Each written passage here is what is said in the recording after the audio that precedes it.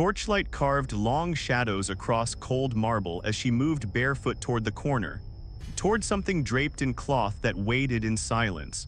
Her hands wouldn't stop shaking. Behind her, 7 witnesses stood motionless, their faces lit by flickering lamps, their eyes tracking every step she took. They had told her this was tradition, that every bride before her had done exactly this, that refusing would destroy her family's honor. But no one had explained what the tradition actually demanded, not until this moment. Not until the fabric was pulled away, revealing what had been hidden beneath. The year was 89 CE. Under Emperor Domitian's reign, an 18-year-old woman named Flavia Tertia was about to discover that Roman marriage bore no resemblance to the saffron veils and scattered walnuts of the public ceremony.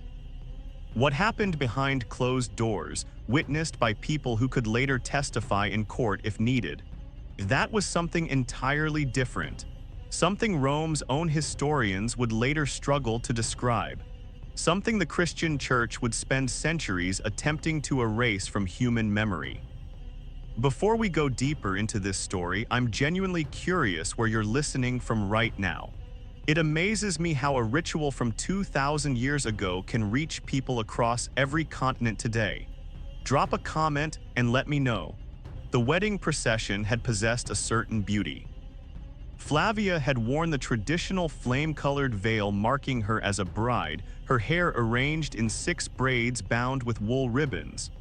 Exactly as custom prescribed. The temple sacrifice had proceeded smoothly, the sheep's entrails revealing favorable omens.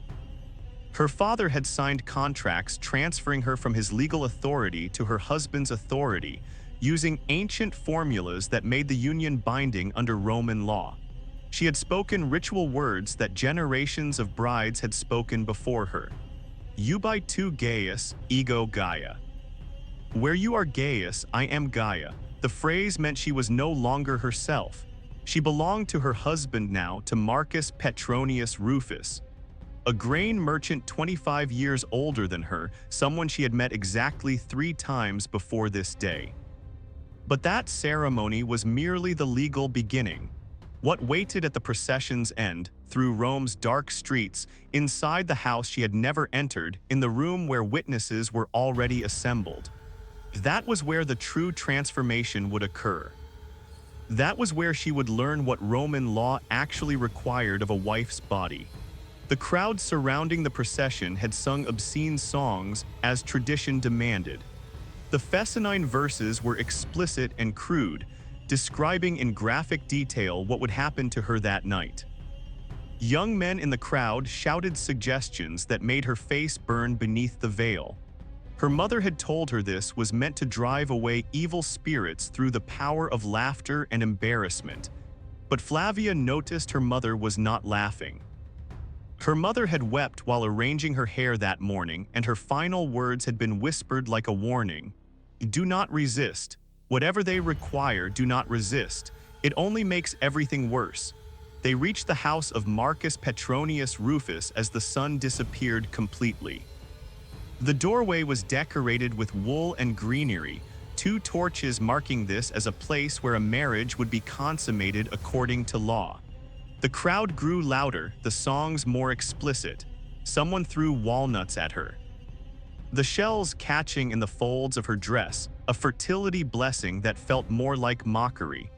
Her husband stood waiting in the doorway, and behind him she could see figures moving in the lamplight. Too many figures, far too many for a private moment between bride and groom. Marcus lifted her over the threshold. Because tradition said it was unlucky for a bride to stumble entering her new home, and because the gesture symbolized something older, something from an era when women were carried into their husbands' houses whether they wished to enter or not.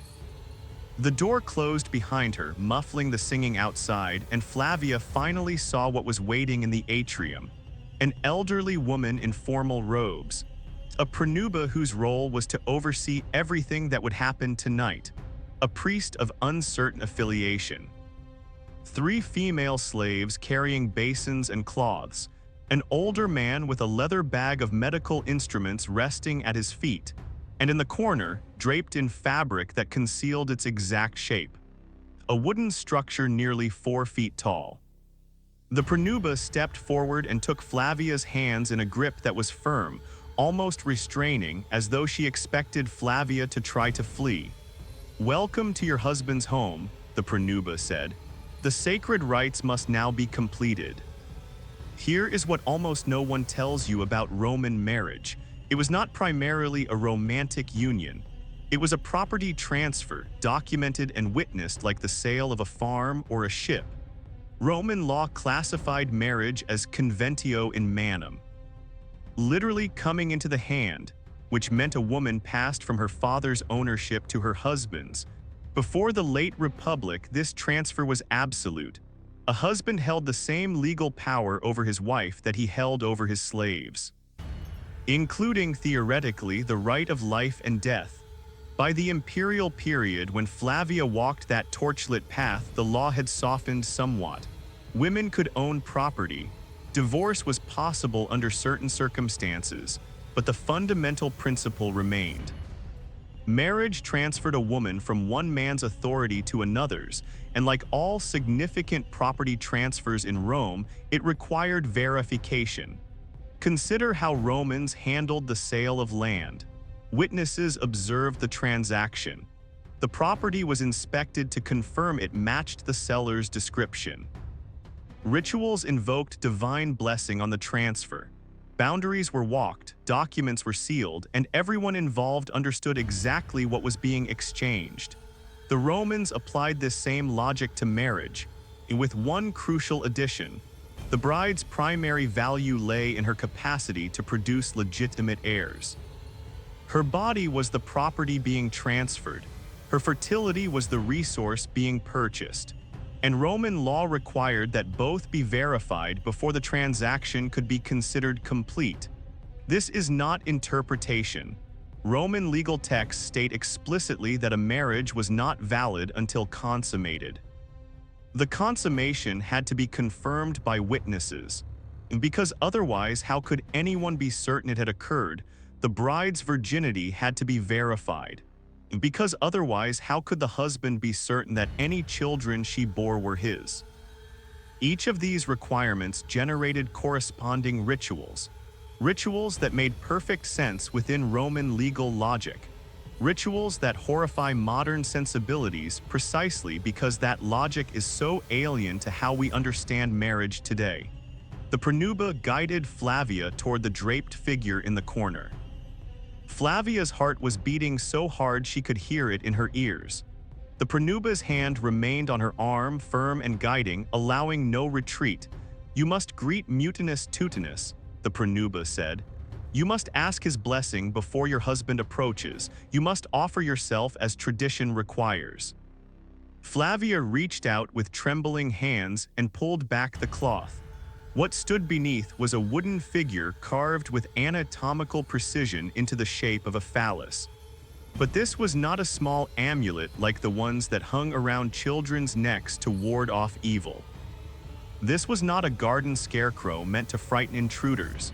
This figure was sized deliberately, proportioned carefully for a specific purpose that became horrifyingly clear as the Pronuba began explaining what Flavia must do. The god Mutinus Tutinus was Rome's deity of fertility and sexual initiation. We know he existed because multiple ancient sources mention him, always briefly, always with visible discomfort. St. Augustine, writing in the 5th century as Christianity was conquering pagan Rome, described the practice with outrage. Roman brides were required to sit upon the wooden phallus of Mutinus Tutinus as a sacred duty before consummation with their husbands. The ritual was performed in the presence of witnesses. Augustine was a hostile source, writing to condemn paganism, but his description matches fragments from earlier non-Christian texts that refer to the same practice. Lactantius, another church father, called it so shameful that even naming it pollutes the speaker. Arnobius provided the most detailed account, describing brides made to straddle the god's emblem, their new husbands looking on. The antiquarian Varro, writing centuries earlier with no Christian agenda, mentioned Mutinus as a deity to whom brides were presented, using language that implied physical contact without explicitly describing it. Modern historians who address this ritual at all tend to minimize it, suggesting the bride merely sat briefly on the statue's lap in a symbolic gesture. But the language of ancient sources does not support this comfortable interpretation. Augustine's word was insedere, which means to settle onto or mount. Arnobius used language implying penetration. Lactantius refused to describe the details because they were too shameful, which seems an excessive reaction to someone briefly touching a statue. The stated purpose was to seek divine blessing for fertility. The practical purpose, which Romans may or may not have consciously acknowledged, was preparation. It was breaking down resistance before the real consummation occurred. It was demonstrating absolute submission before witnesses. It was conditioning a virgin bride to accept what would follow. Flavia stood before the figure. The pronuba positioned her, guided her body, instructed her in what was required. The witnesses watched. Her husband watched. The physician waited to perform his examination afterward. And Flavia understood finally what her mother's tears had meant, what the obscene songs had been preparing her for, what being a Roman wife actually required. She could have refused theoretically, but refusal meant disgrace for her family, nullification of the contracts. Return to her father's house as damaged goods no respectable man would marry. It meant everything she had been taught about duty and honor would be proven false, and she would be proven worthless. She did not refuse. After the ritual with the statue, slaves washed her in the basin of scented water. This washing had religious significance, purifying her after the encounter with the god, but it was also practical preparation for what came next, the medical examination. The physician, who had been standing silent throughout, now approached. This examination was not optional. Before any wedding involving significant property, a respectable Roman bride underwent verification by a physician or midwife to confirm her virginal status. The examination was documented, and the documentation became part of the legal record establishing the bride's value. Roman medical texts describe the techniques used with clinical precision that leaves no ambiguity about what was involved. This pre-wedding examination established a baseline. The bride was confirmed as intact, as never having belonged to another man. Now, after the ritual with Mutinus, the physician performed a second examination. This verified that the ritual had been properly completed, that her physical state was consistent with what the earlier examination had established, that she was prepared for consummation with her husband. All of this occurred in the presence of witnesses, whose testimony might be required if any aspect of the marriage was ever legally challenged. What strikes modern readers about Roman descriptions is not just their invasiveness, but their casualness. The Romans did not view these rituals as traumatic or problematic. They were simply necessary procedures for accomplishing an important legal transaction. The bride's feelings about being examined, observed, and documented were no more relevant than the feelings of a farm being surveyed before sale. Property does not have feelings. Property is transferred according to proper procedures. After the examination, Flavia was led to the bedchamber that had been prepared for consummation. The room had been decorated according to tradition, with the marriage bed positioned for optimal visibility from the doorway, which would remain open throughout the night. Oil lamps provided sufficient light for the pronuba to observe from her position near the entrance. The slaves who would be needed afterwards stood ready in the corridor. Marcus entered. He seemed nervous, which surprised Flavia. She had assumed he would be confident, commanding. Instead, he glanced toward the pronuba with something like embarrassment before approaching the bed. The Pronuba spoke, her voice formal and ritualistic. "The bride is prepared. The gods have blessed the union. Let the marriage be consummated in accordance with the laws of Rome and the customs of our ancestors. Let witnesses verify the completion. Let no one question that this woman has become a wife." What followed took several hours. The Pronuba observed throughout, occasionally providing instruction when necessary, ensuring the consummation was completed in ways that would satisfy legal requirements. The door remained open. Sounds carried into the corridor where slaves waited. Everything that happened in that bed was semi-public, part of a verification ritual designed to ensure that no aspect of the property transfer could later be disputed. At dawn, the physician returned for a final examination. This confirmed that consummation had occurred, that the bride was now physically changed in ways that marked her transition from virgin to wife. The examination was documented. The Pronuba provided formal testimony regarding what she had witnessed. The legal transformation was complete. Flavia Tertia was now a Roman wife. She would bear 4 children over the next decade. She would manage her husband's household competently. She would attend festivals and fulfill all duties expected of a matron of her status. And she would never speak about her wedding night, not even to her own daughters when their marriages were arranged. Because what was there to say? It was tradition. It was how things had always been done. It was what being a Roman wife required. Her silence was not unusual. It was universal. Roman women did not write about their wedding nights. Roman men did not describe what they witnessed. The rituals were so embedded in Roman life that describing them seemed unnecessary, like describing how one breathes. Everyone knew, no one spoke of it. This is why reconstructing these practices requires piecing together fragments from hostile Christian sources, obscure legal references, embarrassed medical texts, and archaeological evidence that only makes sense when you understand what it was designed for. The silence was not conspiracy. It was simply how deeply embedded these practices were. They were the water Roman women swam in, so omnipresent that describing them seemed pointless. For 1,000 years, this was what marriage meant in Rome. Generations of women experienced their wedding nights within this framework, understood their experiences through this lens, passed their knowledge to their daughters in whispers that prepared the next generation. The system perpetuated itself because everyone involved accepted its fundamental premises. Property must be verified. Transfers must be witnessed. Marriage creates legal obligations requiring documentation. Women are the medium through which families continue. The logic was internally consistent, even as it was externally monstrous. The end came not from internal Roman reform, but from external religious conquest.